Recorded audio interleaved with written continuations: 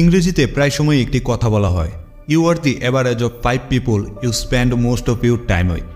এর মানে হলো আপনি সেই 5 জনের অ্যাভারেজ যাদের সাথে আপনি আপনার সবচেয়ে বেশি সময় কাটান।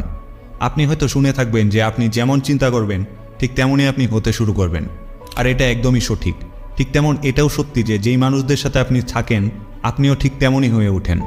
আপনি আপনার আশেপাশের পরিবেশ কেমন তৈরি করে রেখেছেন সেটা অন্যতম ভূমিকা রাখে আপনার পার্সোনাল গ্রোথের উপর। কারণ কথায় আছে, সৎসঙ্গে স্বর্গবাস, অসৎসঙ্গে সর্বনাশ। একটি ছোট্ট গল্প আপনাদের সাথে শেয়ার করি। একবার এক কৃষক জঙ্গলে হাঁটার সময় একটি ডিম পড়ে রয়েছে দেখতে পায়। ডিমটি মূলত একটি ঈগলের ছিল। আর তখন কৃষকটি ভাবল, এই এত বড় ডিমটি কিসের হতে পারে। তো তিনি এত কিছু চিন্তা না করে ডিমটিকে তার পালিত মুরগিগুলোর খোপে রেখে দিয়ে আসে।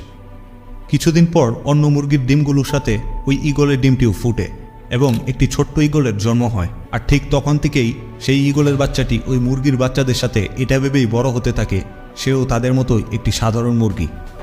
যেখানে একটি ঈগল তার বাচ্চার জন্মের পরে কঠোর থেকে কঠোরতম শিক্ষা দিয়ে তাদেরকে সেরা এবং পাখিদের রাজা হিসেবে তৈরি করে, সেখানে ওই বাচ্চা ঈগলটি সেই কাজগুলোই করত যা অন্য মুরগিরা করে।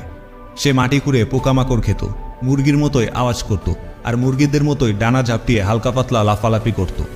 একদিন সে একটি ঈগলকে আকাশে উঠতে দেখে, আর তখন সে মুরগিদের জিজ্ঞাসা করে, ওই সুন্দর পাখিটার নাম কি? তখন মুরগি বলে, ওর নাম ঈগল, আর ওকে পাখিদের রাজা বলা হয়। কিন্তু তুমি ওদের মতো উঠতে পারবে না, কারণ তুমি তো মুরগি। আর সেই ঈগলটি এটা শোনার পর পুরো জীবন মুরগিদের মতোই পার করে দেয়, আর তার বিন্দুমাত্র ধারণা থাকে না সেও পাখিদের রাজা। অনেক সময় আমরাও মুরগিদের সাথে থেকে নিজেদের ভেতরের ঈগলকে মেরে ফেলি।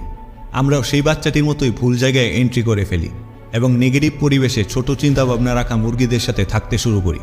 আর সেই কারণেই আমরা আমাদের ভেতরের ঈগলকে জাগিয়ে তুলতে পারি না। নিজেকে সেই সব মানুষদের সাথে ঘিরে ফেলুন যারা আপনার থেকেও স্মার্ট, আপনার থেকেও বুদ্ধিমান এবং আপনার থেকেও বিচার শক্তি ভালো। কারণ আপনার ঈগল হওয়ার কোনো মূল্য নেই যতক্ষণ আপনি মুরগিদের সাথে থাকবেন। অনেক সময় আমাদের মধ্যে অনেকেই নিজেদের থেকে কম যোগ্যতা সম্পন্ন মানুষদের সাথে থাকতে পছন্দ করি। এতে করে নিজেকে তাদের সামনে সেরা ভাবা যায়, কিন্তু দুনিয়ার সামনে নয়। ইউটিউবে একটি ওয়েব সিরিজ আছে কোটা ফ্যাক্টরি নামে। সেখানে একটি চমৎকার ডায়লগ আছে, if you are smartest in your class you are in wrong class. যদি আপনি আপনার থেকে কম নলেজ এবং কম এক্সপিরিয়েন্স সম্পন্ন মানুষদের সাথে থাকেন, আপনি স্মার্ট তো থাকবেন, কিন্তু আপনার পার্সোনাল গ্রোথ কখনোই হবে না। যদি আপনি এমন গ্রুপে থেকে থাকেন তাহলে আপনি ভুল গ্রুপে আছেন এবং এখনই ত্যাগ করুন। আর এমন একটি গ্রুপে জয়েন করুন যেখানে আপনি সবচেয়ে মূর্খ। হতে পারে সেই গ্রুপে আপনিই মূর্খ বা অজ্ঞ, কিন্তু সেই গ্রুপে যদি কারো গ্রোথ হয়ে থাকে তাহলে সেটা আপনারই হবে। আমরা মানুষ পানির মতো। পানি দুধে মেশালে দুধ হয়ে যাবে, মদে মেশালে মদ হয়ে যাবে, আর নর্দমায় মেশালে নর্দমার পানি হয়ে যাবে। যেখানেই মিলবেন সেটাই হয়ে যাবেন, যার সাথেই মিশবেন তার মতোই হয়ে যাবেন। একটি লোহাকে যখন পাথরের সাথে বেঁধে দেওয়া হয়, সাধারণ একটা পানি ভর্তি বালতিতেও ডুবে যাবে, কিন্তু ওই লোহাকেই যদি কোনো কাঠের টুকরোর সাথে বাঁধা হয় তাহলে বিশাল সমুদ্রেতেও ডুববে না। তাই জিজ্ঞেস করুন নিজেকে, আপনার গ্রুপে কে পাথর আর কে কাঠের টুকরো? কে আপনাকে ডুবাবে আর কে আপনাকে ডুবা থেকে বাঁচাবে? কার সাথে থাকলে আপনার গ্রোথ হবে, কার সাথে থাকলে আপনার নলেজ বাড়বে, কার সাথে থাকলে আপনার ভবিষ্যৎ উজ্জ্বল, আর কার সাথে থাকলে অন্ধকার। তাই যদি নিজের ভেতরের ঈগলকে জাগাতে চান তাহলে মুরগিদের সঙ্গ ছেড়ে দিন। আর এরকম আরও মোটিভেশনাল ভিডিও পেতে আমাদের 5 Fold মোটিভেশন চ্যানেলটিকে সাবস্ক্রাইব করে পাশে থাকুন। ধন্যবাদ।